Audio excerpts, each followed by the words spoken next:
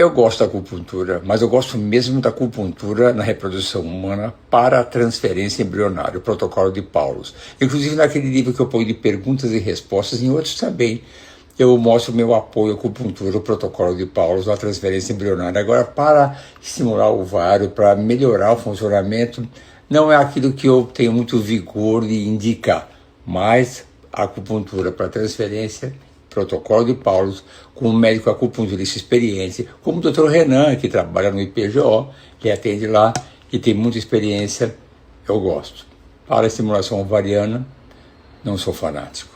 Que bom, eu adoro essas manifestações de alegria pelo nascimento do bebê, pela família se formando.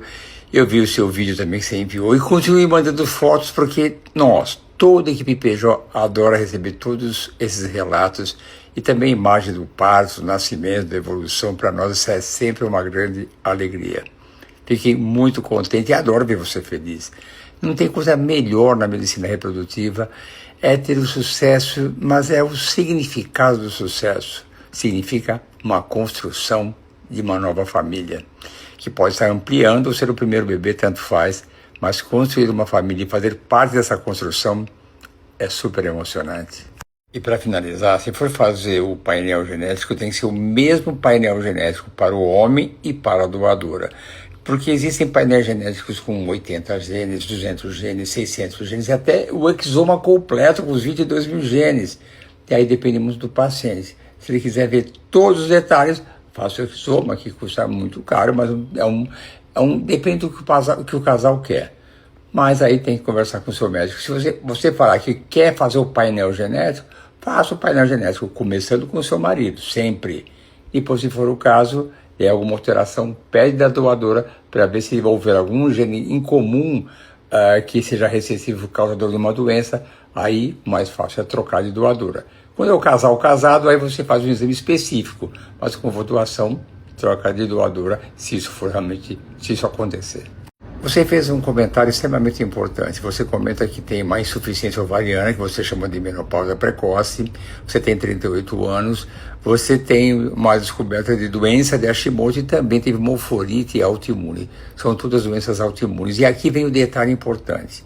Quando alguém tem uma doença de Hashimoto, é bom saber que tem normalmente outras doenças autoimunes que acompanham a doença de Hashimoto.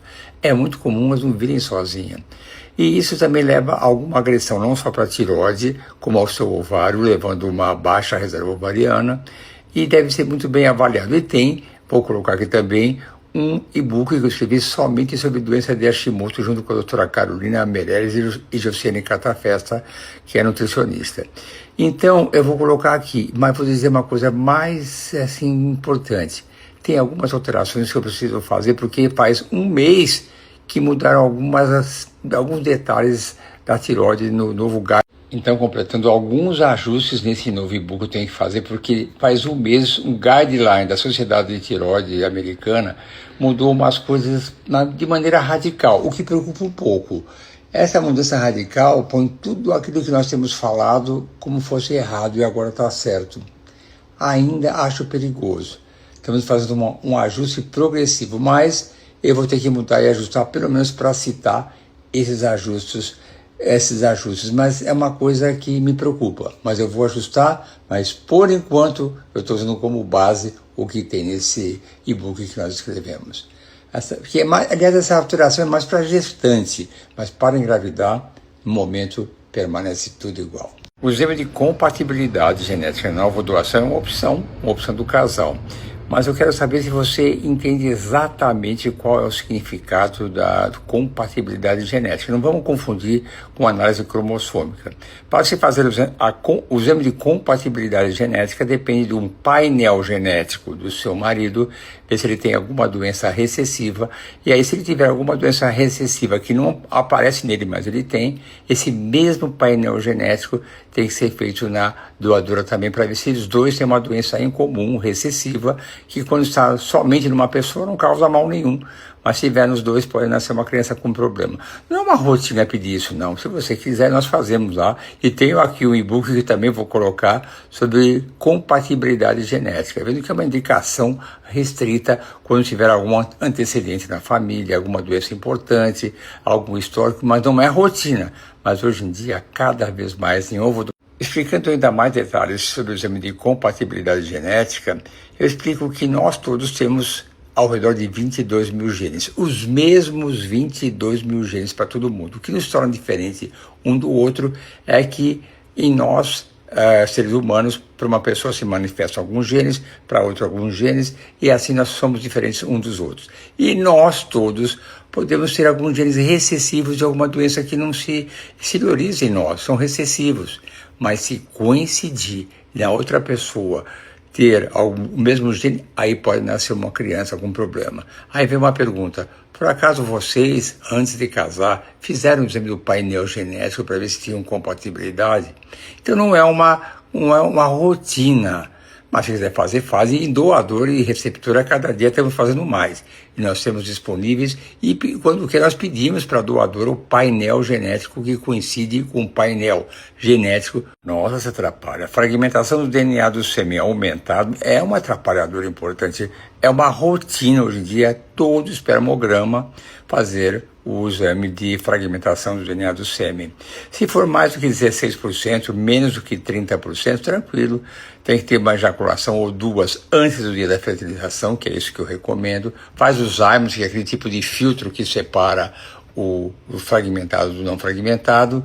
E aí, se for em casos que tiver mais do que 30%, precisa de um cuidado mais especial para ver se diminui para menos do que 30%. E pode sim levar a um aumento da incidência de aborto, aumento de alterações cromossômicas no embrião e até pode levar a eclâmpsia, acredite nisso. Pois é, mas tem publicação sobre isso. Então, fragmentação do DNA do sêmen é sim muito importante. Nossa, aqui são demais as minhas referências. Vou colocar aqui também um link com um artigo que eu escrevi sobre fragmentação do DNA do sêmen, mostrando todas as implicações de uma fragmentação aumentada. E põe todas as referências bibliográficas de que tem sido publicado no mundo inteiro. Aliás, cada dia saem mais coisas, mais detalhes sobre isso. Existem algumas controvérsias, mas fragmentação aumentada atrapalha sim e tem que cuidar cada caso com a sua técnica específica. E você completa ainda com uma pergunta falando que você tem 44 anos, tem endometriose, endometrite, adenomiose, doença de Hashimoto. Bom, diminui-se, mas tudo isso tem solução. Doença de Hashimoto tem um protocolo específico para isso, uma suplementação específica. Tem adenomiose, tem que fazer o bloqueio hormonal. Tem endometrite, tem que tratar do mesmo jeito. Tudo que você tem parece ser um monte de coisa. Aliás, é um monte de coisa assim. Mas tudo tem solução. Se você tratar tudo isso, a sua taxa de gravidez vai alcançar ao redor dos 70%. Talvez não tanto, porque a nossa taxa é 70%, é 72%. Talvez abaixe um pouquinho para uns 60%, porque por mais que a gente resolva o problema, sempre é um caso meio complicadinho e tem sim uma doença autoimune que agride a tireoide e pode agredir o embrião. Tem maneira de você amenizar, conforme o nível de anticorpo que você tem, pode se abaixar um pouquinho, tem coisa para fazer. Mas aí é um caso que tem que ser estudado em detalhes para cada paciente. Não é uma coisa genérica. Eu acho que você já me perguntou isso numa outra resposta cabeluda e você completa achando que a médica errou. Não, é D5, não importa se você tem embrião de D6 ou não. Eu estou pensando em alguma comparação para você entender melhor. Eu vou dar o seguinte exemplo para você. Uma pessoa quando tem 18 anos, ela ganha maioridade, então ela já tem responsabilidade para algumas coisas. Mas nem todo mundo que tem 18 anos são pessoas responsáveis, mas pela lei é. Então, a janela endometrial de implantação é o quinto dia. Para ser sincero, no D5 ou D6 não faz muita diferença. Então, a médica não errou. Eu, se tiver um embrião de D6, eu dou 5 dias de progesterona, não faz nenhuma diferença. Eu falo isso com toda a razão e repito. Eu não sei se foi você ou uma outra pessoa que perguntou, mas estou dando a mesma resposta que a janela de implantação é a janela de implantação. Ele não sabe se o embrião é de D. E completando D5 ou D6 não faz muita diferença. O exame ELA, que era muito solicitado, hoje em dia é pouquíssima, a gente pede, é muito raro pedir. nunca fez diferença. Eu tive uma história recente de uma paciente que ia transferir o embrião em D5. No dia ou na véspera da transferência, a avó dela, querida, faleceu. E justo no 5º dia, que era o dia da transferência, era o dia do velório. E aí ela ficou, cancelo. Eu falei, se emocionalmente você estiver bem, podemos transferir em D6 sem nenhum prejuízo. Essa é a minha convicção. Eu tenho convicção total que não faz diferença D5 ou D6. Para mim dá na mesma. E transferir no D6. E é claro que ela engravidou.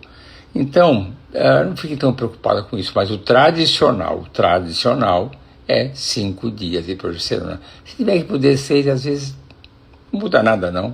Dá na mesma, tenho certeza disso. Algumas pessoas falam que sim, que aumenta a incidência de eclâmpsia. E hoje em dia, sempre a opção é transferida em ciclo natural. Não se faz aquele ciclo medicado, ou raríssimas vezes. Eu faço muitas vezes por causa da adenomiose, tive que bloquear, e eu não posso fazer um ciclo natural.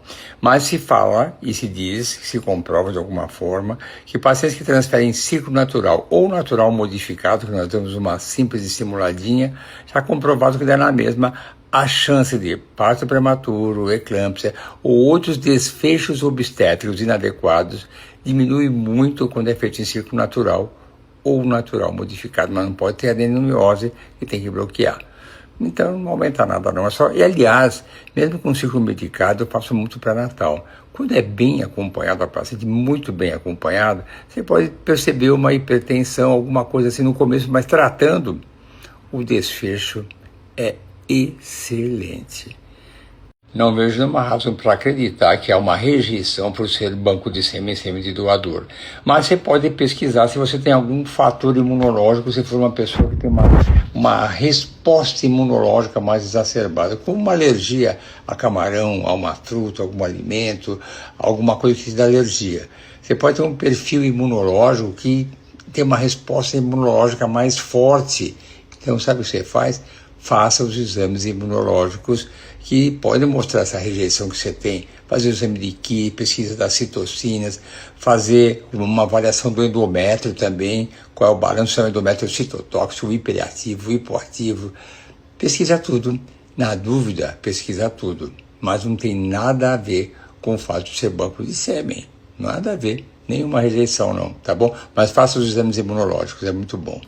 E para você e para quem desejar, ponho aqui mais um e-book de minha autoria, onde eu falo sobre aspectos imunológicos da reprodução assistida. Falo tudo isso em detalhes como trata. Há pouco tempo um médico ligou para mim, essa paciente pediu para mim se eu desse para eu dar orientação na transferência que ela faria lá na cidade dela. Eu falei que não daria isso para ela, porque eu não posso dar receita, mas o médico era muito simpático, me ligou com humildade, pediu uma orientação, eu dei a orientação para esse acompanhamento imunológico e engravidou de tudo certo. Eu achei o máximo, né? Porque ele não sabia, humildemente me pediu como é que fazia. Naquele caso, eu orientei com a máxima tranquilidade, ele me ligou agradecendo que deu tudo certo, ela estava gravidíssima. Estou colocando aqui o e-book que fala tudo sobre isso, como é que trata em detalhes. Aliás, isso acontece com muita frequência. A paciente faz uma consulta comigo online, tem embriões congelados na cidade dela, eu peço esses exames e tem algumas orientações específicas. E ela quer que eu dê a receita para fazer lá. Eu não posso fazer isso, não faço, porque eu não posso dar uma receita que vai interferir no tratamento do outro médico que está em outra cidade. E aí, qualquer tratamento tem ajustes durante o tratamento, de dose, possíveis efeitos colaterais. Então eu só dou a receita quando eu mesmo vou fazer a transferência. No caso, o médico liga para mim, esse mais ou menos nós nos conhecíamos de congresso, não com muita intimidade, mas nós nos conhecíamos. Eu não tive problema nenhum, mas foi ele que emitiu a receita, não fui eu. Então, se tiver efeitos colaterais, ele que vai assumir. Ele pode ligar para mim, perguntar alguma coisa, mas quando eu dou a receita, eu é que tenho que responder pelos efeitos colaterais e contornar. Isso não é fácil à distância, e quando eu não estou cuidando, porque às vezes eu posso cancelar, modificar. Você teve 9 óvulos maduros e nenhum blastocisto. Bom, aí precisa ver a evolução do embrião, como é que foi o primeiro dia, se fertilizou no primeiro dia, se chegou em D3. Excepcionalmente, tem pacientes que o embrião não chega até blastocisto, chega em D3. Tem muitas histórias assim. O paciente fazia sempre uma fertilização, chegava em blastocisto e não tinha. Então, esses casos eu optei para transferir em D3. E o que eu me lembro, os casos que eu lembrei, sempre acaba dando certo. Uma delas foi assim, teve o segundo filho, ela já falou, não, é D3, sem blastocisto. E tinha uma outra que eu já repeti, já comentei aqui, que ela nunca tinha blastocisto. Ela tinha 4 embriões em D3, 0 blastocistos. Na última vez comigo, eu falei, vamos transferir 2 em D3 e vamos esperar os outros 2 até blastocisto. Não chegou até blastocisto, transferir em D3, ela engravidou. Se for esse o caso, eu não entendi muito bem os detalhes, mas pode ser. Transferir em D3, mas precisa ver se é só isso, precisa ver a suplementação, a qualidade do sêmen, a qualidade do ovo. Sim, eu peço esteroscopia para todos os meus pacientes, peço estudo imunohistoquímico e peço hoje em dia também a microbiota endometrial. Eu não gosto de deixar nada para trás, é um pedacinho que não foi pesquisado. Rotina, e também porque eu gosto, porque se aquele colo do útero tiver alguma alteração, algum desvio, eu já estou preparado para a transferência. Se tiver alguma coisa para cá ou para lá, eu tenho mais segurança na transferência embrionária. Eu já peguei casos assim, que era difícil, eu preferi fazer a transferência embrionária com sedação. Um caso recente, que ela dizia que era muito difícil a transferência dela. Eu fiz com sedação, sabia direitinho o trajeto, foi muito bom. Eu peço de rotina para todo mundo mesmo. Não quer fazer, não faz. Mas eu peço esteroscopia e eu gosto eu mesmo fazer. Eu prefiro sempre eu fazer para ver as dificuldades que eu posso ter na hora de passar o catéter, se é que vai haver alguma. E peço imunohistoquímica e microbiota também. Essa é a minha. É um beta-bom, se não vai ser gravidez bioquímica, tenha fé. Tenha fé que tudo vai dar certo. Pense em outra coisa, não adianta você ficar com essa tortura emocional. Tenha fé que tudo vai dar certo. Vai ser tudo perfeito agora. Tenha certeza disso.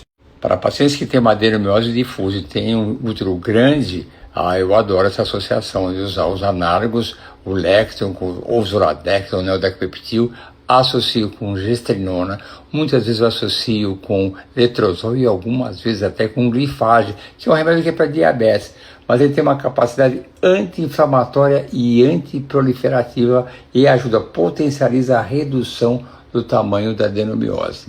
Essa é uma regrinha bem excepcional, viu? Não é todo mundo que sabe disso não, uma coisa bem excepcional, mas eu potencializo. E aí ela reduz.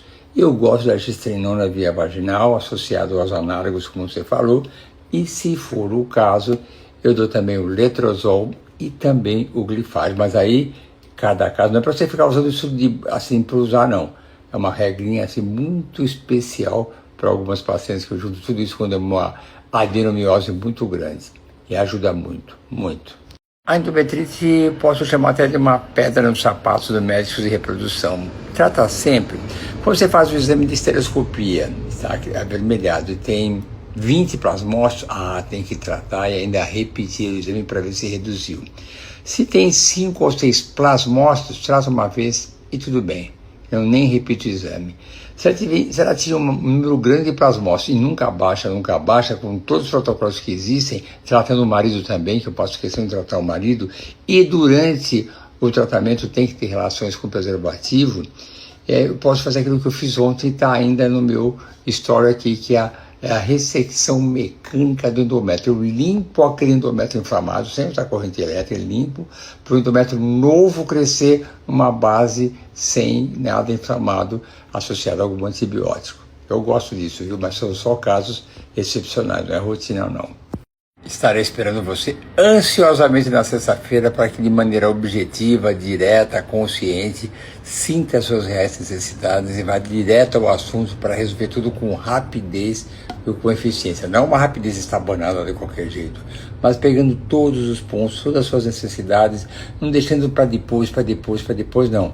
Tudo de uma vez só para encerrar o assunto de primeira e ver você grávida o mais rápido possível. Vou emendar com a sua próxima pergunta. Você pergunta se eu uso o Zymot? Sim, eu uso o Zymot. E acho que o Zymot é muito eficiente para quem tem uma fragmentação até 30%. Quem tem mais do que isso, e 60%, que nem seu marido já operou varicocele, aí tem a possibilidade de fazer uma punção testicular. Nem é do epidídimo não, que me consta, a minha recomendação, não sou eu que faço, é o andrologista, é testicular.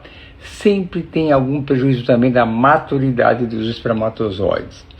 Aí eu prefiro sempre tentar um tratamento clínico que eu faço para poder reduzir mais a fragmentação trazida, dá para 35% pelo menos, acho que aí o Alzheimer se dá conta, mas 60% é difícil. Agora, fazer a punção testicular, que é o TESA, precisa conversar. Teoricamente, o TESA, que é a punção testicular, deve ser melhor, mas você sai perdendo porque tem muito espermatozoide imaturo. Não precisa. Para quem não sabe o que é NIPT, NIPT é quando a mulher está grávida e se vai através de um exame de sangue com 9 semanas, se avaliam 5 cromossomos, 13, o 18 e o 21, o X e o Y, que é onde causam as principais doenças cromossômicas. Já tem os NIPTs mais avançados que pesquisam mais cromossomos. Mas você fez o exame de biópsia embrionária, não precisa. E você vai fazer, com 12, 13 semanas, o ultrassom morfológico do primeiro trimestre. Tem mais detalhes. No meu entender, não precisa. Mas você quer, está muito ansiosa, quer ver mesmo, faça. Mas é sangue seu, não é uma coisa difícil, é simples. Mas necessidade, eu não vejo. Você tem um PAI 4G e um MTHFR heterozigoto. E quer saber se deve tratar como profilaxia em reprodução assistida. Eu trato sim, eu dou a enoxaparina. Muitos vão falar, não precisa, talvez não precisa mais aí. Volto àquele assunto que eu falo sempre, arrependimento. Não deu certo? Aí vem a pergunta, será que se eu tivesse usado enoxaparina teria dado certo? Já teve casos como esse. O médico falou que não precisava. Aí eu uso enoxaparina de primeira dá certo. Por que não usou antes? Mas foi sorte. Tá bom, que seja sorte, mas eu não deixo o azar me pegar. Eu faço isso de rotina para todas as minhas pacientes que vão fazer a transferência embrionária. Eu faço a grande maioria dos exames. A parte imunológica eu deixo mais para casos excepcionais, não é de primeira, mas eu explico para a paciente. Eu dou todos esses e-books que eu mostro aqui, eu dou para elas, para negociar. Quando que nós indicamos o banco de sêmen? Quando você vê que não tem jeito, você já fez fertilização com o sêmen do seu marido, é um sêmen de má qualidade, os embriões têm má qualidade, não se justifica essa má qualidade a não ser o caso do sêmen, aí você tem que conversar com o casal. Aí depende muito do perfil do casal. Por exemplo, se esse marido tem filhos de um casamento anterior, ele pode aceitar com mais facilidade. Às vezes não. O homem é mais difícil de aceitar. Quando eu comparo óvulo doado e banco de sêmen, a mulher aceita com muito mais facilidade o óvulo doado do que o homem aceita o banco de sêmen. Às vezes tem que entender. Mas eu acho que é uma opção interessante quando há necessidade, mas tem que conversar muito e ter certeza que não há outra opção. Mas vou te falar uma coisa, tem homem quando tem que fazer punção, várias punções, uma hora ele pede água, fala assim, vamos usar banco de sêmen que o filho é meu, eu não quero mais passar por isso, aí a gente faz com banco de sêmen. Mas é uma opção que deve ser. Zoladex de 10.8 prolonga muito essa menopausa. Eu, particularmente, não gosto de 10.8, eu prefiro dar uma dose por mês de 3.6 para evitar isso. Mas eu estou falando que 10.8 está errado, tem gente que gosta, dá uma injeção só e fica tudo prontinho já. Mas se não engravida e por alguma razão você não vai fazer uma nova transferência logo depois, nossa, isso pode demorar muito tempo para voltar. Mas vai voltar. Vai voltar, então não tem problema nenhum, não sei qual é o seu planejamento, se você vai fazer uma nova estimulação. Se seu ovário for bom demais, você aproveita esse bloqueio para a estimulação ovariana para não precisar tomar orgalutran ou outras coisas. Mas, dependendo do ovário, pode demorar bastante para voltar. Não é errado, não tem nada demais. Eu digo que eu não gosto porque isso traz alguma angústia para a paciente. Mas vai voltar, certeza absoluta. Você quer ser minha paciente e tem 5 embriões congelados em outra clínica e me pergunta se tem que começar do zero, fazer outra estimulação? Não. Você transfere esses embriões para mim, eu cuido de você, e aí o foco da consulta vai ser ver problemas e falhas de implantação. Eu sempre comento que médicos de excelência não pensam igual um com o outro, como você e seu marido não pensam igual em tudo. Então pode ter detalhes que eu gosto de pedir, de avaliar, e ele não liga muito. Então, se é para fazer a transferência, traga os embriões para a clínica, isso é fácil, tem transportadoras oficiais que fazem transporte de material biológico e fazem isso de clínica para clínica, estado para estado,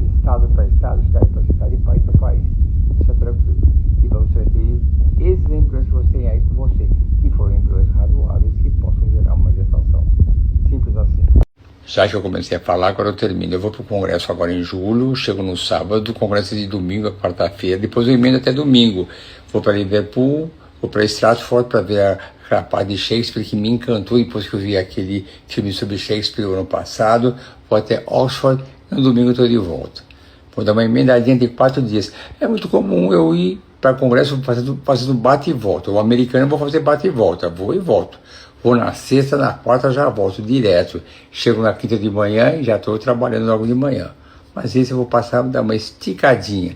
O verão eu queria passear mais, mas por razões outras, minha mulher falou que não é para esticar muito, então eu vou obedecer.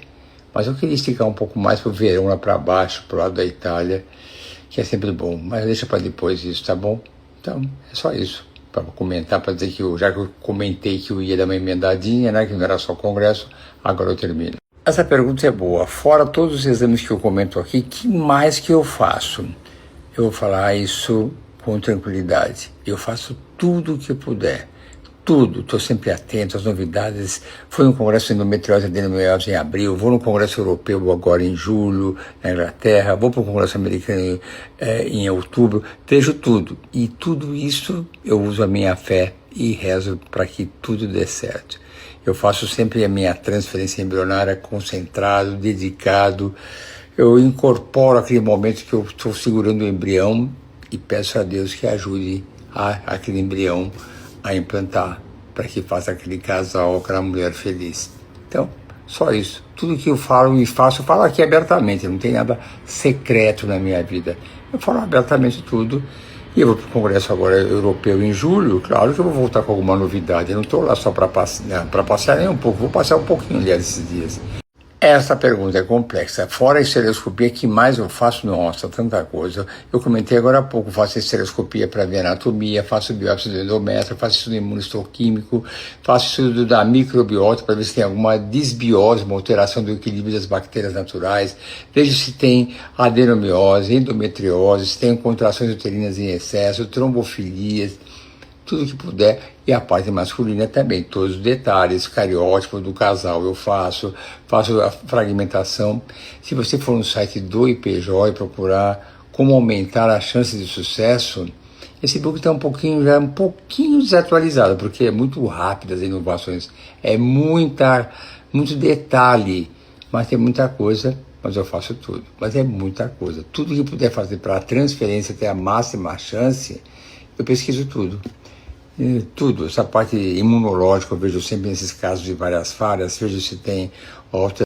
Olha, cada dia tem sido mais comum a aceitação de embriodoação, mas não tem muita disponibilidade, porque mesmo as pessoas que já têm a sua família completa e têm embriões excedentes, elas querem descartar o embrião. Antes eu falo, doa para alguém, é bom, se eu fosse um embrião eu preferia nascer do que ser descartado. Algumas pessoas aceitam. Nós temos lá embriões doados, mas o difícil é combinar com o tipo de sangue ser do seu marido, o perfil físico também dos dois. Nesses casos, ainda conforme se for possível, o casal prefere pegar um óvulo doado, um banco de sêmen e montar aquele embrião com a máxima semelhança com eles. Às vezes coincide, se você for uma semelhança brasileira, às vezes é mais comum, é mais fácil, mas aí tem que falar com a Mariana no IPJ, que é ela que sabe dos embriões que foram doados. Eu falo para doar, eu não gosto de descartar embriões. Embrião para mim é vida, então eu não sou fanático, nem apoio. Você fez várias perguntas, mas eu vou resumir em uma só. Você usou o Zoladex, 12 dias depois você menstruou, a médica viu que estava com 5 milímetros o endométrio e não quis começar o preparo. Se tem algum problema, não, tá certo. E também esses detalhes eu não posso recomendar ou não recomendar. Depende da sensibilidade do médico também. Às vezes ele acha que não está bom, é melhor esperar um pouco mais. Às vezes tem algum folículo, ele não gostou daquele aspecto, mas 5 milímetros é acima da média. Talvez essa ampola não tenha bloqueado totalmente, o que pode acontecer mesmo. Então isso depende de cada pessoa. Não vejo nada demais. Se o médico está inseguro em começar, que é comum acontecer, estou inseguro, eu acho melhor deixar para o próximo mês ou fazer mais uma ampola às vezes. Acontece isso. Eu quero fazer mais uma ampola, ou a médica vai querer, faça mais uma ampola, porque ela quer ter mais segurança na hora de começar a preparar o endométrio. Isso é muito pessoal e super. acabando a frase, é muito, muito, muito individualizado. Médicos pensam diferentes, cada paciente é diferente uma da outra. Tem aquele lado técnico, mas tem um lado de sentir o caso. Então, às vezes eu posso achar que dá para começar, às vezes eu posso achar que é melhor não. Tem as regras, mas aí vem a arte médica. A arte do médico é saber interpretar aquele momento, aquela imagem, aquela situação para aquela paciente igual. Pacientes não são iguais, úteros não são iguais, endométrios não são iguais, ovários não são iguais, todo mundo é único. Cada momento vai ter uma conduta super individualizada para aquela paciente. Nossa, para mim é individualização total. Quando o pessoal fala de tem que ser individualizado, mas é tudo individualizado. Eu trato aquela paciente, o que é de melhor para aquela paciente. Sempre é assim. Eu faço do Austin, sim, mas é super individualizado. Aliás, no e-book que eu estou lançando agora, uma coisa bem específica, eu ponho uma regra que é minha em particular. Se eu vou fazer do Austin para uma paciente, nessa segunda fase, o número de óvulos coletados forem maior do que está ainda no ovário permaneceu, não vale a pena, porque ela vai ter menos óvulos na segunda parte. Se eu coleto os óvulos e aqueles que restaram ainda no ovário são um número igual ou maior, eu ainda nesse caso eu posso indicar. Muitos congressos têm falado muito que essa febre do Austin já baixou muito. Geralmente as pessoas que eu escuto falar fora do Brasil sempre falam, uso para casos oncológicos, que tem muita pressa de fazer estimulações o mais rápido possível, ou casos que pode acontecer isso, de ter muitos folículos remanescentes, ou pacientes que moram em outro país que eu tenha, não pode ficar mais tempo aqui, aí eu faço do Austin. E sabe por que eu faço essa regra? Porque a segunda fase, normalmente ela é mais longa, mais injeções, um tempo maior. E se você fizer isso e tiver um número menor de óvulos do que na primeira, então era melhor ter esperado menstruar. No Congresso Brasileiro, que foi em São Paulo, um congresso muito bom, tem uma mesa, que são médicos de fora, de outros países. Tinham 10 médicos e perguntaram para todos quando que eles indicavam do Austin. Falaram igualzinho eu falo, para médicos que moram, para pacientes que moram em outros países ou casos oncológicos. Porque na Europa é tudo pertinho um do outro. Aí a paciente tem pressa, mas não é uma rotina não. Porque se tiver um número de ovos menor no ovário, vai ser mais longo, segunda fase, mais caro, mais injeção. Então eu indico super individualizado. Eu indico, com certeza. Muitos podem contestar, já falei isso hoje, inclusive. Não é uma indicação precisa, mas eu dou. Porque é aquilo que eu sempre repito e falo aqui em verso e prosa. É aquela chance, aquele embrião, tanto sacrifício. Vai economizar recurso? Eu tenho casos. Eu tenho outros colegas médicos que comentam nos bastidores, porque tem a oposição que fala, não precisa, não precisa, não precisa, mas esses casos, muitos pacientes me procuram, fizeram com outros médicos que são muito assim, taxativos que não precisa. Aí eu uso o embrião que ele mesmo coletou os óvulos, é dele o embrião, passa para mim, transporta para mim, e aí eu entro com a enoxaparina engravida. Alguém pode falar, é sorte, é coincidência, não tem problema. Se for coincidência, que bom que foi coincidência ou sorte. Mas ele engravidou quando eu dei enoxaparina e outras coisas que eu pesquiso também, que eu sou bem detalhista, como já falo aqui várias vezes. Então, eu recomendo enoxaparina. Você tem 44 anos, tem adenomiose, mioma e endometriose. Suponho que você vai usar ovos de doador ou você tem embrião congelado há algum tempo atrás. Se precisa operar, eu não sei te falar. Porque depende dos seus sintomas de endometriose. Por exemplo, se você vai usar óvulo doado, tem uma endometriose que é inflamada, dói o abdômen e é muito extensa, é melhor operar. Se você tem um mioma que está dentro do útero, está deformando o interior do útero, ou tem um diâmetro de mais de 4 centímetros intramural, pode ser uma boa opção operar. Então, não dá para analisar com a sua pergunta. Eu tenho que ver o caso, os seus sintomas, como é que está, examinar. Tem um caso de uma consulta que eu marquei, que é a distância que eu atendi essa semana de outro estado. Eu indiquei a cirurgia, mas eu quero examiná-la, porque foi o consulta online. Para operar mioma eu opero, mas tenho que eu examinar. Pode ser o ultrassom melhor do mundo, mas eu gosto de eu examinar e sentir. Conclusão, quando eu vou operar mioma, eu gosto eu examinar porque eu preciso sentir o caso. Quando eu vou operar e entro dentro do abdômen por cirurgia endoscópica, eu já sei que eu vou achar, eu já vi as dificuldades. Tem que ser um ultrassom perfeito, porque eu não vejo tantos detalhes, mas eu vejo aquela dimensão, como eles estão interligados um com o outro. Tem casos até que são miomas pequenininhos, que eu faço a cirurgia e faço um ultrassom na hora para ver se ficou algum miomazinho pequenininho que eu tenho que tirar. São muitos detalhes. Cirurgia tem que ser visto com muito cuidado e faço muitas consultas online. Acho que metade das minhas consultas são online hoje em dia.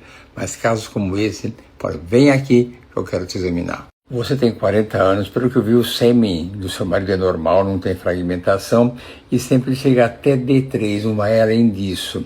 E você fala o que fazer. Bom, pode ser que ele pare em D3 porque ele já tem alguma alteração cromossômica lá, então ele não vai para frente, pode ser. Muitas vezes para em D3 por causa masculina, mas você me falou que o espermograma dele é normal, não tem fragmentação, suponho que ele tenha também um cariótipo normal e outros detalhes também. Parar em D3 sugere ser causa masculina, não que seja uma garantia, mas pode ser causa feminina, pode ser que ele parou porque tem outros problemas já cromossômicos que impediram que ele fosse para frente. Tem que ver todos os detalhes, mudar o protocolo, mudar as ingestões, mudar a medicação, mudar a suplementação. Eu tenho vários protocolos específicos para mulheres que têm idade mais avançada e têm essa dificuldade. Não é uma garantia que esses protocolos vão dar certo, mas pode ajudar em cada médico. Essa pergunta é bem interessante, porque ela inclui vários aspectos. Você tem um índice de massa corpórea de 37, então você está bem acima do peso. É um detalhe importante. Você tem uma insulina alta, uma resistência à insulina alta. Você também está bem inflamada. Tudo isso atrapalha a implantação embrionária, mas não impede. Não impede. Você pode engravidar sim. Mas vai ser uma gestação mais complicada, sujeita a hipertensão arterial, eclâmpsia, diabetes gestacional. É claro que isso pode não acontecer. É uma gravidez que pode dar mais trabalho. Teve uma paciente que eu atendi que está grávida e já ganhou um bebê de Maceió. Ela e o marido super obesos. Mas o médico de Maceió falou, pode engravidar que eu garanto aqui. Então eu fiz a transferência e foi muito bem também. Mas o risco era maior, eu sabia disso. Então eu recomendaria você perder peso. Mas se você tem um índice de massa corpórea, você não vai perder peso, você não vai. Então, complementando, quem tem esse índice de massa corpórea é difícil perder peso. Haja Monjaro. Monjaro ajuda bastante. Nesse caso é indicado, diminui a resistência à insulina, diminui a inflamação e você perde peso. Mas não sei se você está disposta para isso. Aliás, esse caso de Maceió, se não desse certo essa transferência, ela falou que faria tudo para perder peso mesmo. E o marido dela, mais obeso ainda, falou, eu não, eu quero continuar obeso. Então, aí pode engravidar. Eu já coloquei para você as dificuldades. Você tem que ter um obstetra que não vai depois brigar com o médico que fez a transferência, vai falar, poxa, por que você não fez ela emagrecer? Porque eu acho que é difícil uma pessoa que tem esse índice de massa corpórea ter essa determinação de perder peso. Então, pode implantar sim e que Deus te abençoe, a você, ao obstetra, a todo mundo que nasce bebê lindos e maravilhosos, tá bom? Ponha só um embrião de cada vez, não vai querer colocar dois, não. Essa é uma pergunta bem interessante. Do ponto de vista ético e legal, pode colocar o óvulo da sua sobrinha e parentesco até 4º grau. Mas se você perguntar o que eu acho, eu não gosto muito disso, não. Porque é uma coisa que vai ficar para sempre para você, que aquele óvulo era da sua sobrinha, que aquela criança tem parte da sua sobrinha. Se a sua sobrinha for solteira, se ela não tiver filho, vai sempre pensar que aquele filho era do óvulo dela. Não é uma coisa que eu acho altamente recomendável. Eu ainda prefiro o óvulo pelo anonimato, sem saber quem foi que doou. Porque depois que a mulher fica grávida com o óvulo doado, ela não lembra. Ela esquece, é meu filho, é minha filha, é meu filho que eu gerei. Ela não vai lembrar que era óvulo de doadora, mas se tem a sobrinha ou a irmã, é uma coisa que não acho a melhor coisa que tem. Mas eu faço, viu? Porque está dentro da lei, dentro da ética. Eu faço todo esse sermão que eu fiz aqui agora para ter cuidado e falo. E complementando, quando vem essa situação de a mulher, junto com o seu marido, desejar usar o óvulo da irmã ou de alguém muito próximo, eu dou toda essa explicação e aí o marido me apoia totalmente. Ele fala, eu também acho. Eu não quero isso não. Eu prefiro usar o óvulo de uma mulher que eu não saiba quem é. E aí ele me dá razão e muitas vezes eu acabo indo para uma doadora anônima. Mas tem casos que faz. E há pouco tempo nasceu, sim, uma criança que foi óvulo doado da irmã, mas é uma coisa íntima dela. Mas eu faço isso se me perguntar, né, na verdade. Se não me pergunta, também não falo muito, porque estaria me intrometendo na vida dela. Se me perguntar, eu falo exatamente o que eu acabei de falar para você. Mas se eu me perguntar, para dentro da lei da ética, ela que sabe, ainda mais se tiver o marido do lado, eles que resolvem. É legal e é ético.